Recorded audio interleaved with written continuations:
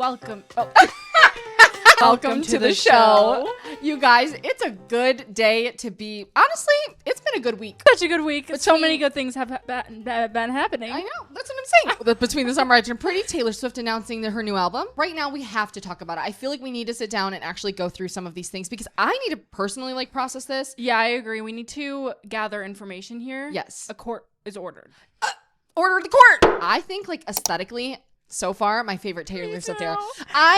We've been waiting for this. I genuinely think so because there was nothing more that I loved personally, and I think you as well. When on the Eras tour, she started the Tortured Poets Department. Yes, favorite for this reason. With all of these and everything, you know what I mean?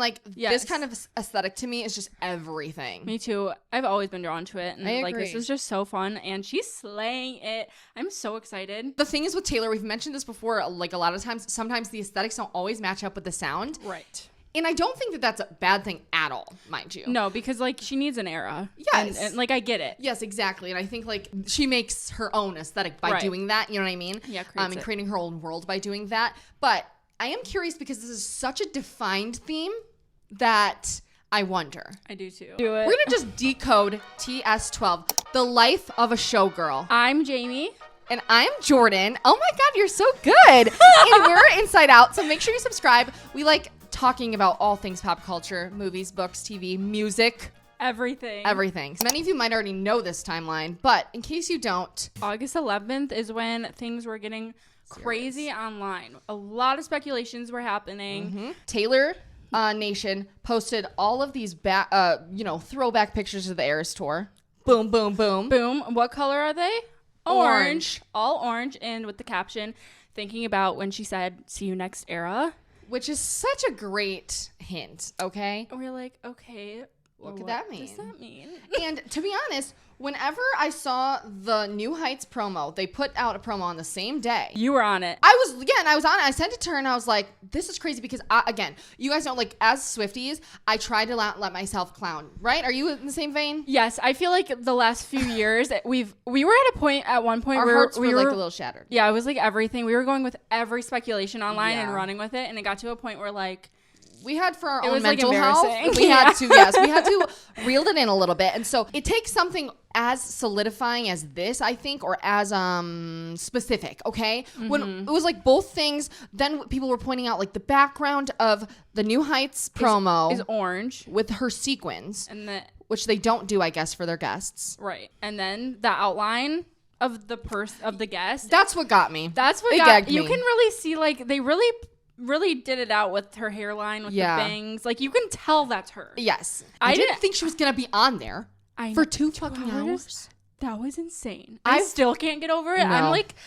I can't even believe that video is real, to be honest. Still, I watched it fully. I cannot believe that they got her on a podcast after all of these years. I genuinely don't think that I would have ever been able to predict this in my whole entire life, that you have 2 hours of just raw, basically, footage of Taylor Swift sitting and talking. Again, we all know everybody's a normal human being, but when you see somebody like that and get to, it's so personable. And we all know she's like that, but I think when she gets down to it and she's like, oh, you're watching her be a regular person for 2 hours. So good for your Swiftie soul. It was really needed. I feel how I really want to compare her to Princess Diana in a way. Yeah, she's my Princess Diana. I love it. I still can't believe it's real. I agree. Then things get crazier because New Heights podcast premieres and teases a special guest on Wednesday.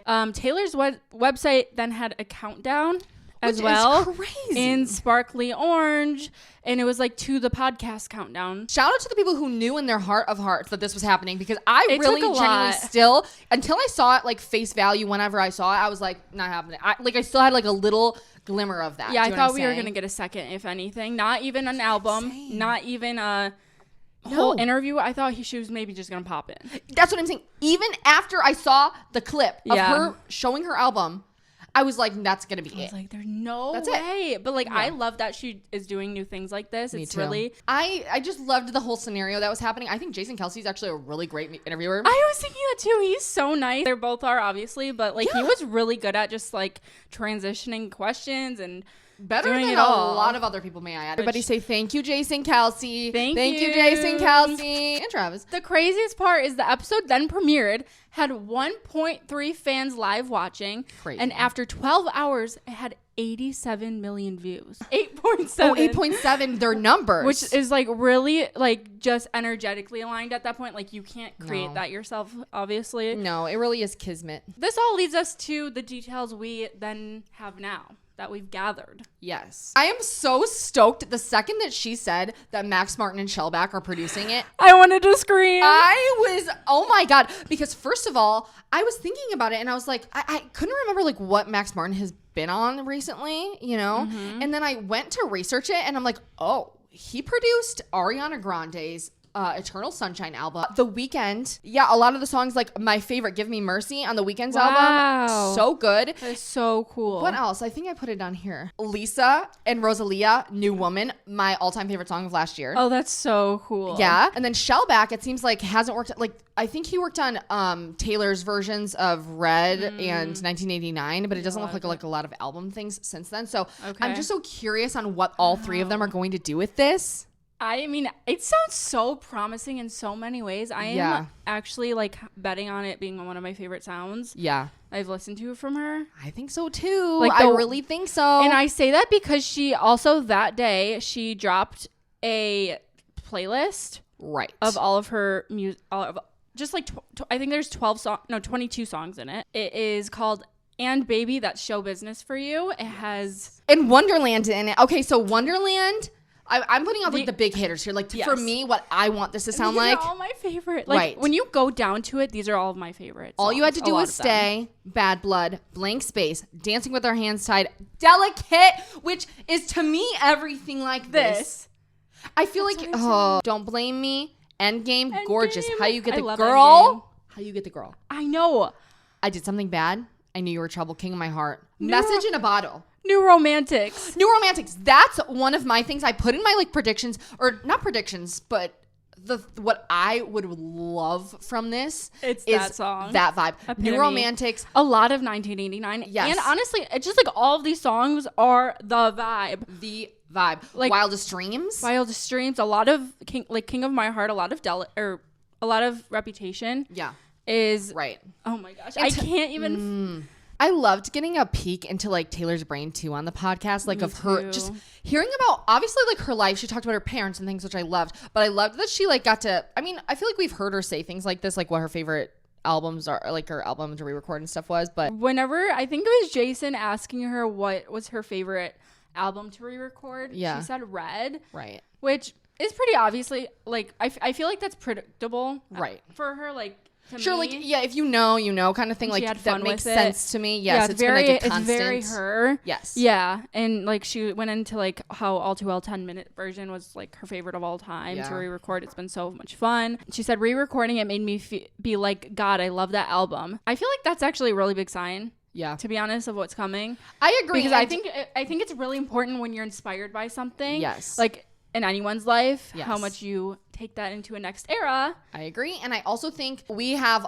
a lot more digging to do on this podcast personally. I think that like she has probably spilled so many fucking lyrics on it that we don't even catch right now, and we're gonna look back and be like, oh, she said a lot of, like, I wouldn't be surprised if fucking Sourdough, you know what I mean, would be like, I know, I was thinking about that too, seriously, because nothing she says to me, like a lot, I shouldn't say nothing because I think she's very authentic, but I think a lot of what she says or what she chooses to say, she's very like smart with her words, and I think she says them for a reason. I do too, and there's like so many theories on that actually, even from this podcast I've seen. We mentioned that there's no Jack Antonoff on this album, right? And she does explain in the interview why not Jack. She just says on her Europe tour, leg of the tour, she went on her like 3 days off, she would fly to Sweden and produce. I feel like it's more of that. Yeah, definitely. That's what I'm like he just wasn't around. Right. I don't think it's anything. That's my thing, is deeper. It shouldn't be like a big thing. You know what I mean? Like clearly friends still and things. Yeah, and I do think it's funny because it's like you're like if she doesn't work with him, it's a problem, and if she does, it's a problem. That's what I'm saying. If you do, you do. Yeah. I think it's really fun to switch it up personally. I agree. You can't. Yeah, you have to. I also loved when she was talking about how confident she was about it. I feel like I haven't heard her be so outright confident on a piece of work like this in a long time. Like album. Yes, where she's I like, agree. I think this is my best piece of work. Period. 12 songs. Agree. That's it. It doesn't need any more. And I think that that's really cool too, because she's been doing similar things for the past few years where she does like a big album or double album, whatever, secret things. Yes. I like that she's just up front. Hey, you guys, this is going to be 12 songs. That's it. No deluxes, no second album. Like what? I mean, there are theories that there still will be a second album. Of course, there's going to be theories. It's needed. And I feel like it would be needed a lot from her too. Like how much we've been fed. From her. You know what? Again, you got a little. She gets to starve us a little bit. Right. She also, speaking of sound, said the life of a showgirl is about infectious pop melodies without losing the quality storytelling of folklore. Guys, when she said that, I was like this in my seat. I was like, oh, wait. Because shut up. That's everything we've ever wanted. Everything. And I was listening to some folklore today, and I was like, I could see actually a lot of her lyricism there, like being transformed into like more like, again, just pop like that too. Yes. Yeah, in that way. Yes, and because again, she's also said like Tortured Poets Department, she was really lyric focused on that, and it's like you can definitely tell, and it's like it definitely had a theme of poetry kind of, you know what I mean? Yeah. It's like I'm so curious how she'll take that, because folklore I feel like was the perfect mix of lyricism, storytelling, but not too far gone. You know what I'm saying? It was like the perfect mix. And I think having that transferred into pop like that, like dream. I'm picturing like dreamscape pop. Yeah. Again, like New Romantics. That's exactly very like bubbly almost. I agree. In that like way. Wonderland, like where you feel like you're in like another world kind of, but also very entertaining. Yeah, which I think is going to be really a cool switch up. We love Reputation so much too. And I literally can't. If you were to ask me which one is my favorite, it changes every day. Obviously, like everyone's does. Right. But those are top. Yeah. Forever. Yeah. They are, and it's. And I'm so excited, I could cry. I know, and I almost like, because of the aesthetics, it makes me want to say like, oh, 70s burlesque. You know what I mean? Like showgirl. But I think like I always want to say Call Me by Your Name. I could do it with a broken heart. Oh, yeah. Yes. Not at all. But I Can Do It With a Broken Heart, to me, embodies what I feel like this next era will have the most of that has been in her past, you know? I agree. There were a lot of nods to this era even in that performance on the Eras tour. Okay, take it away. I mean, that's literally the last era added to the Eras tour before it ended, and it was very much feathers and headpieces and 50s they have these. Vibe to it. Yes, they actually sent us these from the Eras tour. Yes, we got them there. You lie, I'm gonna lie. It goes so far back, which is so cool, because I think she was in a way teasing it back then, or heavily inspired then. Right. Well, like I said, she clearly has been planning this. Like there are Easter eggs all the way back until like this. I'm gonna put it on the screen. And to me, that's like shows how nutty she is in the best way possible. And like Jason kept saying, like she's a planner. And I'm like, I guess she is. I never like thought much about that. You know what I mean? Like clearly she's a planner. I know that, and she does her Easter eggs and stuff. But it's hard not to think of her in that way of like, because I always think it's like probably a group of 20 people. That's what planning it all with her. That's like not so specifically her, but like when you really get down to it, it's like, I think she's actually doing a lot of this. Yeah, I agree. Her brain's making things up. Which makes it even crazier. If you look back on it, a lot of the albums of her past have like some nod to the next album in a way, almost like a song on there or a vibe that almost like a prerequisite into the next one. It truly is. It's so mind-blowing to look back at it and find it. It's like, how did you know that? I mean, well, I think it's in here somewhere that she posted all of her microphones on tour, and one's named Wood. And that's a new single, or not, I wish. And that's a new title of a track. Yes. The color of the feathers on the Eras tour oh my God! For I Can Do It With a Broken Heart, for the rehearsals especially. She also had a lover suit. Yes. That was orange. She had so much orange going on. And then of course at the end of the Eras tour, her final goodbye, she didn't leave the stage by going down her little escalator or whatever, her escalator.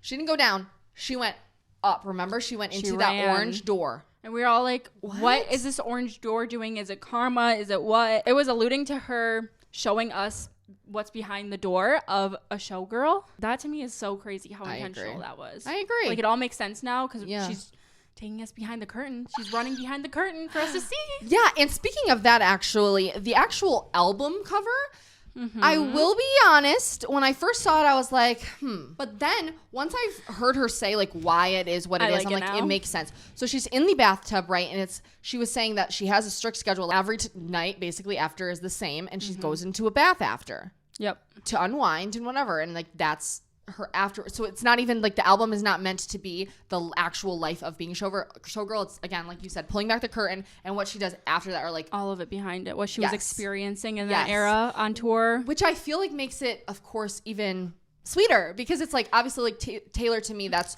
what you want from her. You want her inside scoop of her brain. You don't need to know what's happening like on stage. Yeah, you see that. We want to know what's going on behind it. We see everything. I want to know. Yes. And I want to see that fucking documentary too. Me too. I know they had their pause there. It's coming. And people say that this could coincide with the theory that she's having, what's the documentary supposed to be called?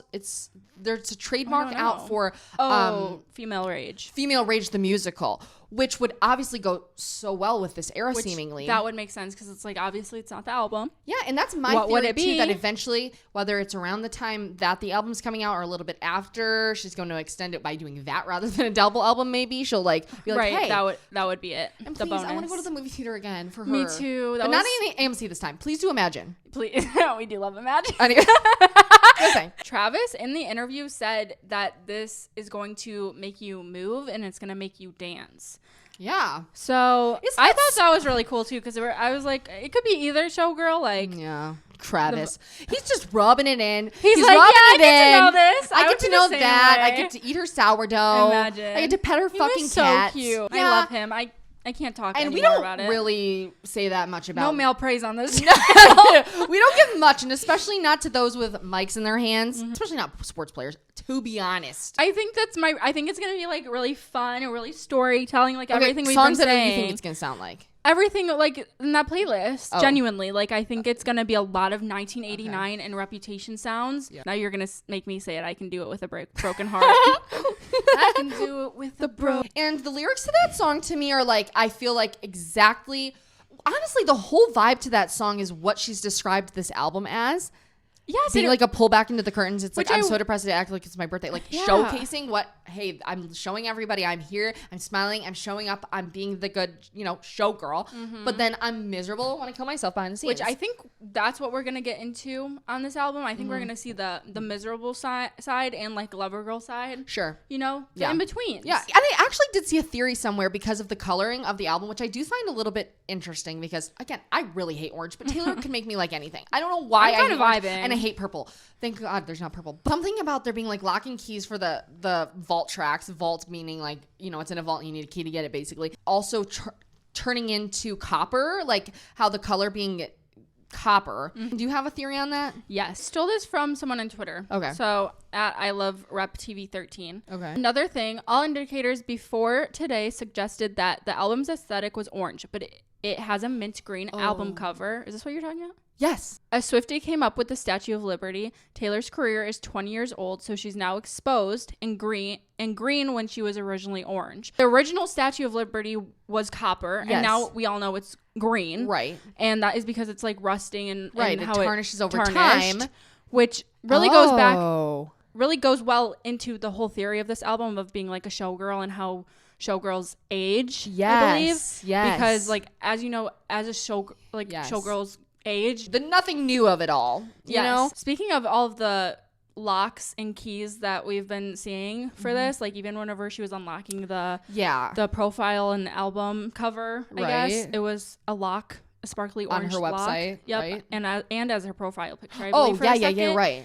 And the main stage for Eras, 2 eras, I kept seeing that during Eras, being like, why is it a key? Like, that's visibly a key. You're so when you look at it on like Ticketmaster. Yeah. And she's been teasing it with all of this orange lock since Eras. We have known that the stage looked like a key, and now this could be the thing that the Eras tour gave us to this album, basically. I guess, should we get into more theories and Easter eggs? Yeah. That I've piled up. Please. We piled up. Like, did you hear the double album theory? Mm-hmm. Yeah, a little bit. You have that more there's on going to be, I think, what are they saying? It's going to be a double album called The Death of a Showgirl, which would be produced by Aaron Dessner and Jack Antonoff. Literally That would be insane. That would be That's nuts. my first time hearing that. That really would be like all of my dreams come true. Yeah. And so again, I obviously will never turn down more Taylor music. Like that. Never. My little rant before about her condensed album doesn't apply to that necessarily, but like, you know what I'm saying? Yeah, but you'll accept it from her.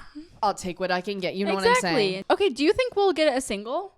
Because like that's what I want to know. I personally like have a gut feeling. I don't think so. I don't think so either. Because it's such a short album, first of all. Yeah. I think she'll make singles after. You could either surprise people and you don't want people to know at all before, or you want to give them a little taste and say it might sound a little bit like this.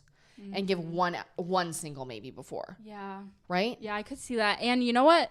Now thinking of it, we did get that leak of her maybe shooting a top secret music video in LA a few months ago, weeks ago. Which that just made me think like maybe we could be getting a single. Yeah. I don't know if she's doing before a music video after, like that. but like a music video does kind of make sense. Yeah, I agree. Oh my god, we didn't even go through the track list. No, we didn't, not yet. Okay, we'll get to that. We'll get to the track list. Okay. Let's keep with theories. I do think it will continue to break records. I think like this is like still peak hype. Yeah. I don't think it's dying ever, but like I think it's just going to continue. I have faith. Like again, if anyone can do anything, it is her. I agree. That's my thing. What is a showgirl? A showgirl is a female performer, often a dancer, who is part of elaborate stage productions, particularly in musical theater. I would love. One of my favorite movies ever is Burlesque, and my favorite albums of. Oh my god! And so it's getting so like fun. even like the thought of anything in that like.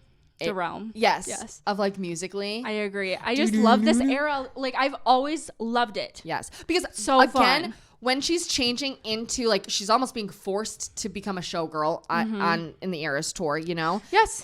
They're putting her all you know what I mean, dressing her up for it. And as that music's playing, to me, that is like the biggest indicator for it. Yeah. Because not even like the song that she goes into, I Can Do It With a Broken Heart. It's like that music, like with the saxophone, the trumpets, you know? A lot of even what Sabrina Carpenter was kind of using. Yes. I also think it's really fun now to do it. When I saw this picture, yeah, and especially women in the industry. Yes. Of like, especially music industry. In Tortured Poets Department, Eras Tour era, we saw the showgirl vibe, but we also saw it 2 years ago in Midnight's album, which is another reason I do love Midnight's so much because of all the glam in it, of the sparkles. Like that's really what does it for me all of the time. I think the bejeweledness. I agree.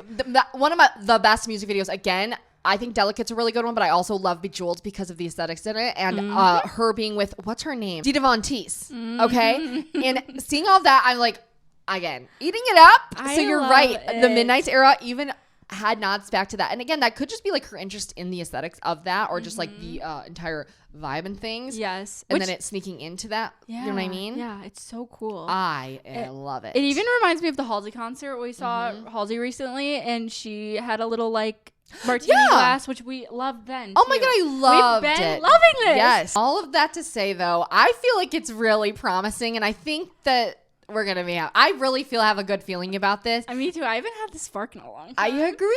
And for a glitter gel pen album, like we all know that we crave those from her. Craving. October 3rd. The day is October 3rd. Okay, which Mean Girls Day, which I initially clocked. I was like, wait, interesting. You were on it. You said what? And then she said, obviously 10 being October plus 3, 13. Clocked. Love that. And National Boyfriend Day. And I remember on the Eras tour when she was in Cardiff, Canada, during the 1989 set, and she was wearing her orange and green. I was like, what the fuck is that from? I don't like that. First of all. Remember? I did. Oh. I remember this being like people were comparing it to Alvin and the Chipmunks, maybe. There's a few outfits like that. Yeah. That colorway. That was just an interesting one. Yeah. I'll take it now. Okay. I'll take it now. All right. I'm open now, okay? She also mashed up August with The Other Side of the Door. Which is a crazy mashup. Because why? We're getting The Other Side of the Door in an album and announced in August. I mean, that's crazy. And on the photo shoot, she worked with the people who did her Reputation photo shoots, which were very similar, which again... I know his name, but I don't... I loved Reputation era. I loved it for that reason too. Like even how album aside. Yeah. Maybe we should go through the track list really quickly because again, these song names are very promising to me. Very. I already resonate. Yeah, The Fate of Ophelia, referencing Hamlet. I was going to say Hamilton. Elizabeth Taylor, Opalite, Father Figure, claimed. I saw that there were like suggestions or leaks or whatever, or theories that George Michael is going to be featured on this album somehow, or like not like featured, but they're going to use a sample. And I think Father Figure, I could be your father figure, put your tiny hands up. Oh, like, imagine that. Yeah, I could see that too. I think she that would could get work. down with that song too. I like the that. idea of that. So, eldest daughter claimed. I can't claim that one. Yeah, you can't claim that one. Sorry, you can't even listen to that one. By the way, that's number 5. That's her most emotional song. I know. I find that most really special. Interesting. Actually, romantic wish list with the dollar signs, which she noted. She that made sure means something. Yes. Wood, which I'm so curious about. Canceled. Tana and Brooke are waiting on that cease and desist letter. Yep. Honey, The Life of a Showgirl featuring Sabrina Carpenter. I mean, come on. This is a beautiful track list. I don't know if I've ever seen something more stunning. Nope. On the surprise song piano, there was always these painted on flowers. And now that we know the track list with Ophelia, when you look up Ophelia, there's this picture of her. Beautiful painting. The flowers in the painting with Ophelia very much so resemble the flowers that were on the Eras Tour piano. So much. I mean, it's pretty much exact. There's yellow, red, and purple flowers. And on the piano, that's pretty much what it is. Right. It's kind of crazy. And I'm like, that again that feels right. Oh my gosh. Also, era stopped on 12/8 and the next era is 8/12. Like, come on. And then she is ending TS11 on the 11th and TS12 was announced on the 12th of August. Nuts. And on what you were saying earlier, she said this album is what was going on behind the scenes in my inner life during this tour, which was so exuberant and electric and vibrant. It just comes from the most infectiously joyful, wild, dramatic place. And so that effervescent has come through on this record. Yes. Beautiful. A lot of good words. Yeah. I don't know. There are really so many theories, and this is just our little nod into this world so far, just like what we know so far, what we're thinking right now. We would love to do a deep dive once we get like further into the pre-era, I should say, because we have a little bit coming out in October, which I think is, there's nothing more I could ask for than a fall Taylor Swift album. Literally nothing more. I mean, come on, nothing more. You can't tell me she doesn't belong in fall. No, that's what I'm saying. Like, that's like my favorite part of this all. No, I think the timing. I think this is hitting me right now. Yeah. Like, we're getting a fall album. Fall. I actually am. And if it's a fall album that I can dance to, even better. You know what I mean? Like, we have the sad falls, we have like the moody falls and whatever. Yes. I'm down. I'm down with a really fun vibe fall with really good deep lyrics. Yes. How about that? A showgirl fall, mind you. We're ready, clearly. I'm okay, ready. and This just you feels really wait good. for our reaction video to this. We will be reacting to the album, of course. And again, like you said, we'll probably have a few more videos on this coming up to it. So we would love to hear your thoughts down below. Yeah, and if you have any requests too, please let us know. We're open. What track are you claiming? I claim, like I said, 4 and 5. Father Figure and Eldest Daughter. Okay, I'm really vibing with Fate of Ophelia and Elizabeth Taylor. No, I love a lot of honeys, so maybe that. Oh, you always... I love a honey Give song. me that honey, that's all the shit I need. That's one of my favorite songs Troye ever. Sivan, So. that is. That's what I was thinking when you said it. Just Okay. saying. We'll talk to you guys next time. Make sure you subscribe, and thank you for watching. Love Love you. you. Ooh, ooh.